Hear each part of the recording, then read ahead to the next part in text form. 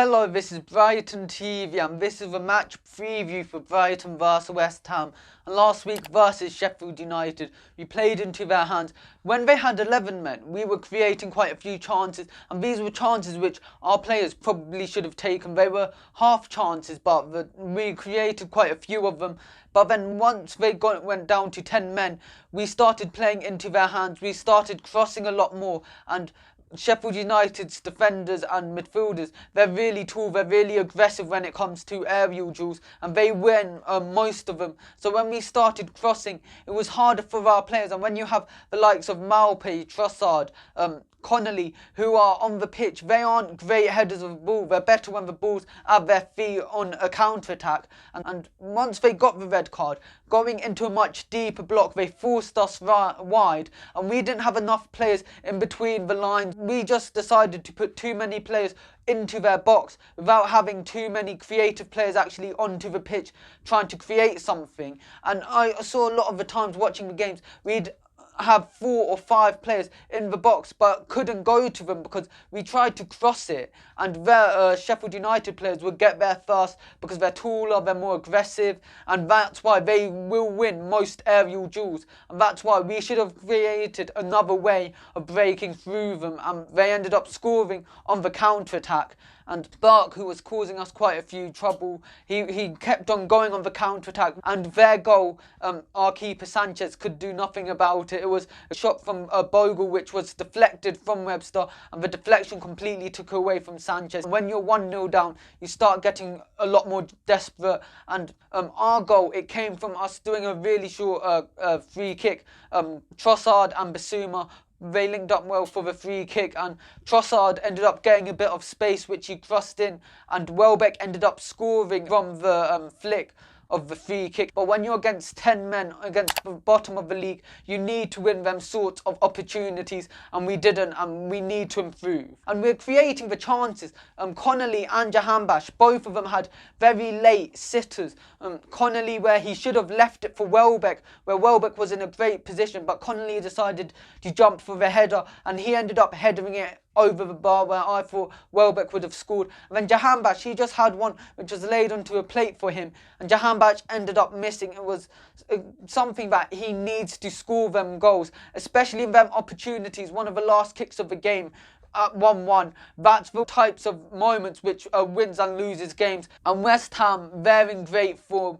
They've only lost 2 of their last 7 games, winning 4 of them. And versus Chelsea, they ended up losing 3-0, but it wasn't a 3-0 game. West Ham were in it a lot more than that, but they didn't have a shot on target. But they had some control of the game. They ended up losing 3-0, but they've been in great form under David Moyes, and it will be hard to beat West Ham, who defensively, before the Chelsea game, have been great. And when we've played them in the Premier League era, we haven't lost the game versus West Ham, winning 3 and drawing 3.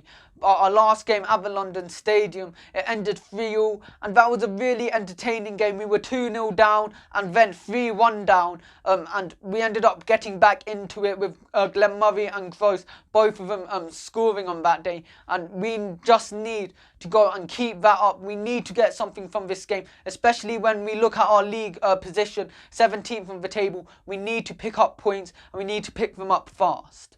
And West Ham, they do have a lot of good players on their hands. You know, the likes of Rice, who's so good in midfield, and the likes of Bowen and Ben Rama out wide on the wings, they will cause a lot of trouble. And Ziyech is another player in midfield who plays really well with Rice. We need to have a great game to go and get something from this match.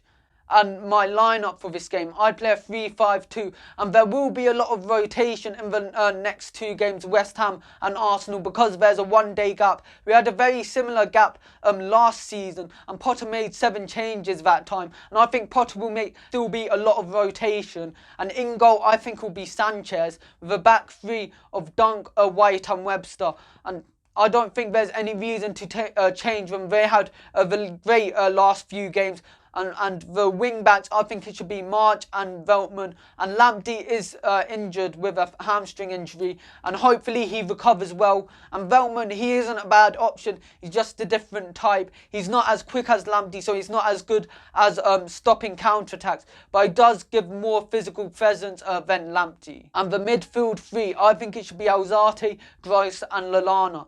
And Bissouma, I don't think he'll be able to, with his energy, he seems to get quite drained, and it seems to be very draining to go and play 180 minutes in 3 days. So that's why I wouldn't play Bissouma for this game. Rest him for the Arsenal game with Alzate, Gross and Lallana. I think them three in midfield, they've played together before, and I think they're great midfielders together. And Gross, Alzate, Lallana, they'll be great at defending and attacking wise, especially Lallana, Gross are so good creative players from deep. I'd play them together. And my front two, I'd play Welbeck and Trossard. And I think it would be more of a big man, little man type of thing that you saw a lot in the past, with Trossard being more of a second striker, playing in between the spaces and going and drifting wide when he needs to, with Welbeck being the player who stays in the middle for if we need to go long or if we cross it into the box.